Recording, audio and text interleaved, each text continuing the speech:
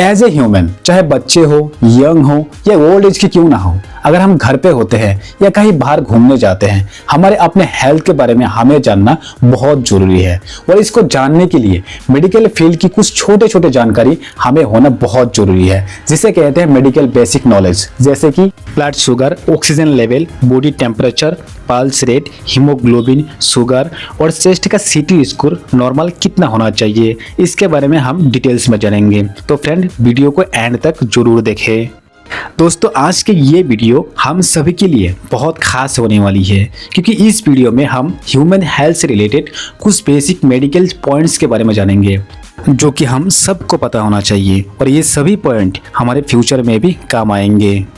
तो फ्रेंड, सबसे पहले हम ब्लड प्रेशर के बारे में जानते हैं, और इसे शॉर्ट में बीपी भी कहा जाता है और हिंदी में इसे रक्तचाप भी कहा जाता है। सबसे पहले हमको ये पता होना चाहिए कि ब्लड प्रेशर होता क्या है। ब्लड प्रेशर ब्लड वेसल्स में बहते हुए ब्लड द्वारा वेसल्स की वॉल्स या दीवार के ऊपर डाले गए प्रेशर को ही ब्लड प्रेशर कहते हैं। आप नीचे वाले इस डायग्राम में देख सकते हैं, ये एक ब्लड वेसल्स है और इसमें ब्लड सर्कुलेट हो रहा है। तो ये है बहता हुआ ब्लड, और इस प्रकार वॉल्स की दोनों साइड प्रेशर डालता है और इसे ही हम ब्लड प्रेशर के नाम से जानते हैं। और ब्लड प्रेशर को हम स्फेग्मोमैनोमीटर से मापते हैं। फ्रेंड्स, ब्लड प्रेशर दो प्रकार का होता है।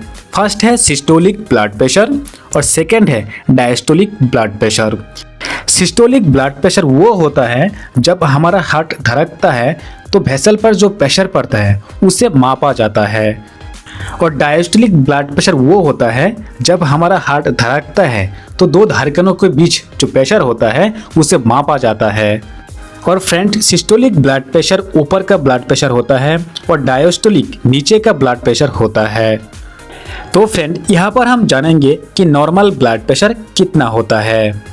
न्यूली बॉर्न बेबी में 95/55 mm ऑफ Hg होता है। यहाँ पर 95 सिस्टोलिक ब्लड प्रेशर और 55 डायस्टोलिक ब्लड प्रेशर होता है, और यहाँ mm ऑफ Hg का मतलब होता है मिलीमीटर ऑफ मर्क्यूरी। और यंग एडल्ट्स का blood pressure 120/80 mm of Hg होता है। यानी कि यंग एज वाले व्यक्ति का अगर blood pressure 120/80 mm of Hg होता है तो वो व्यक्ति एकदम स्वस्थ है। और फ्रेंड, ओल्ड एज वाले व्यक्ति का blood pressure 150/90 mm of Hg होता है। फ्रेंड, ओल्ड एज में इस ब्लड प्रेशर को नॉर्मल माना जाता है। और फ्रेंड, अगर किसी का blood pressure 140/90 mm of Hg होता है तो ये ब्लड प्रेशर थोड़ा ज़्यादा होता है। और फ्रेंड, किसी व्यक्ति का ब्लड प्रेशर अगर ऊपर का 150 और नीचे 95 mm ऑफ Hg होता है तो इस बीपी का बहुत ज़्यादा माना जाता है। ऐसे कंडीशन में हमें तुरंत डॉक्टर के पास जाना चाहिए, क्योंकि ये थोड़ा इमरजेंसी कंडीशन होता है। अब ऑक्सीजन सैचुरेशन की बात करते हैं, मतलब SpO2 क्या होता है। SpO2 का मतलब सैचुरेशन ऑफ प्रीफ्रेल ऑक्सीजन होता है। फ्रेंड, ऑक्सीजन को ऑक्सीमीटर से चेक किया जाता है। इस डायग्राम में जो आप देख रहे हो यही है ऑक्सीमीटर। इसे फिंगर में लगा के SpO2 चेक किया जाता है। फ्रेंड, जब हम सांस लेते हैं तो उसमें बहुत सारी गैसेस के साथ हमारे अंदर ऑक्सीजन भी जाते हैं। ऑक्सीजन हमारे फेफड़ों की एल्वियोलाई पे जाकर टिश्यू के अंदर एक्सचेंज होता है और ब्लड के थ्रू हमारे पूरे शरीर के अंदर सर्कुलेट होती है। तो फ्रेंड, ऑक्सीजन का लेवल हमारे शरीर में कितना होता है ये हमें पता होना चाहिए। तो फ्रेंड, अगर किसी पेशेंट के बॉडी में ऑक्सीजन लेवल 94 है तो हम इसे सामान्य में SpO2 मानते हैं। तो वो पेशेंट बिल्कुल सामान्य या नॉर्मल होता है, 94 से नीचे नहीं होना चाहिए। अगर फ्रेंड किसी पेशेंट का ऑक्सीजन लेवल 95 से लेकर 100 तक है तो वो ऑक्सीजन लेवल बहुत ही अच्छा माना जाता है। वहीं पर अगर किसी पेशेंट का ऑक्सीजन लेवल 90 से लेकर 93 तक है तो ये ऑक्सीजन लेवल थोड़ा कम है, मतलब इसे नॉर्मल ऑक्सीजन लेवल नहीं माना जाता है।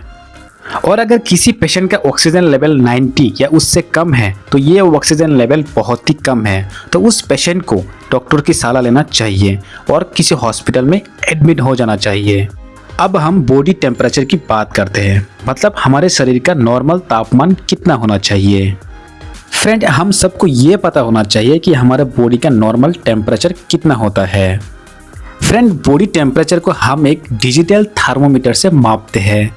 इस डायग्राम में आप देख सकते हो, ये है डिजिटल थर्मोमीटर जिससे हम बॉडी का टेम्परेचर मापते हैं। अगर किसी व्यक्ति का बॉडी टेम्परेचर 92 से लेकर 98.6 डिग्री तक होता है तो ये सामान्य या नॉर्मल टेम्परेचर होता है। अगर किसी व्यक्ति का बॉडी टेम्परेचर 99.0 डिग्री है तो ये थोड़ा ज़्यादा है, हो सकता है उस व्यक्ति का बुखार भी हो। अगर किसी व्यक्ति का बॉडी टेम्परेचर 100 से लेकर 102 डिग्री तक है तो ये टेम्परेचर बहुत ज़्यादा है, हो सकता है उस व्यक्ति का बहुत ज़्यादा बुखार चढ़ा हो। अब अपन हार्ट या पल्स रेट की बात करते हैं, मतलब हृदय गति या पल्स रेट क्या होती है और हमारे शरीर में कितनी नॉर्मल होती है।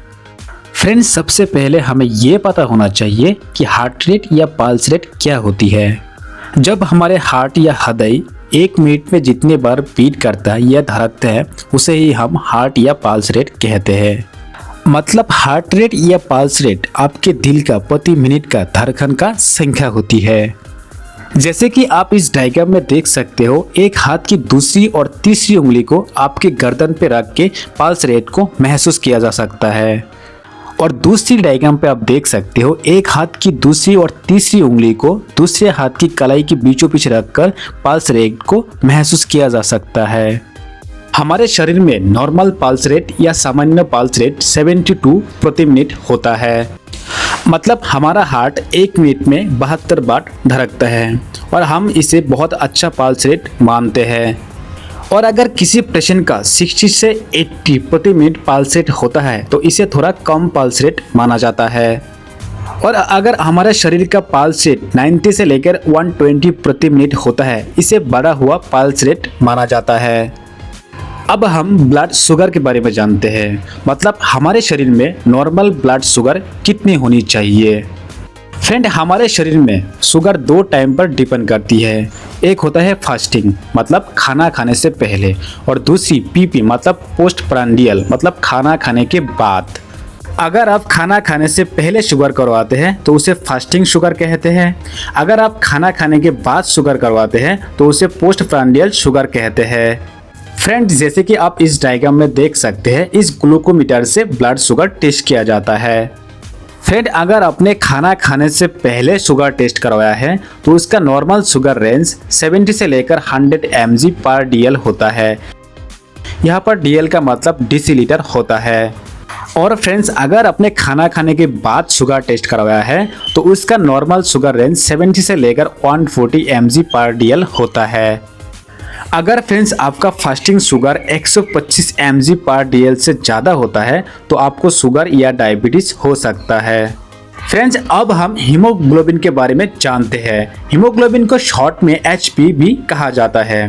फ्रेंड, हीमोग्लोबिन एक प्रकार का प्रोटीन होता है जो कि RBC मतलब रेड ब्लड सेल्स में पाए जाते हैं। फ्रेंड्स, हीमोग्लोबिन के कमी के कारण हमारे शरीर में बहुत सारी बीमारियां हो सकती है। इसीलिए हमारे शरीर को स्वस्थ रखने के लिए हीमोग्लोबिन बहुत इम्पोर्टेंट होता है। हीमोग्लोबिन मेल और फीमेल में अलग अलग क्वांटिटी का होता है। मेल में हीमोग्लोबिन की नॉर्मल वैल्यू 13.5 से लेकर 17.5 ग्राम पर DL होता है। फीमेल में हेमोग्लोबिन की नॉर्मल वैल्यू 12.5 से लेकर 15.5 ग्राम पर DL होता है। आप रेस्पिरेशन रेट के बारे में जानते हैं, मतलब हमारे शरीर के श्वसन दर नॉर्मल कितनी होनी चाहिए।